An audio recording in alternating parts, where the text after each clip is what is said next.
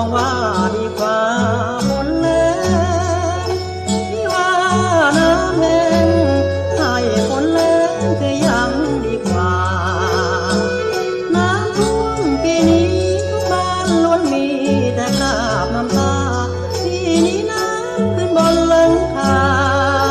น้ำตาไหลคลอสายชมน้ำท่วมใต้ฝุ่นกระหน่ำซ้ำซ้อนเสียงพายุกองเหมือนเสียงของมัจจุราชน้ำท่วมที่ไหนก็ต้องเสียใจด้วยกันทุกคน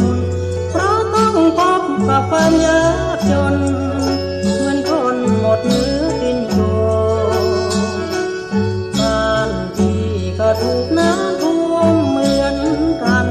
ที่ประจวบคีรีขันธ์เหมือนกันไปทุกครอบครัวพื้นนาก็ร่มไรแตงก็จมเสียหายไปทั่วที่จริงเหมือนคนหมดตัวแล้วนะแก้วตาน้ำท่วมที่ต้องผิดหวังชอกช้ำที่คิดเช้าคำปล่อยให้น้ำท่วมไปฝ่า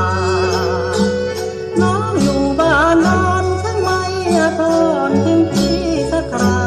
ไม่มาช่วยพี่ซับน้ำตาไม่มามองพี่บ้างเลย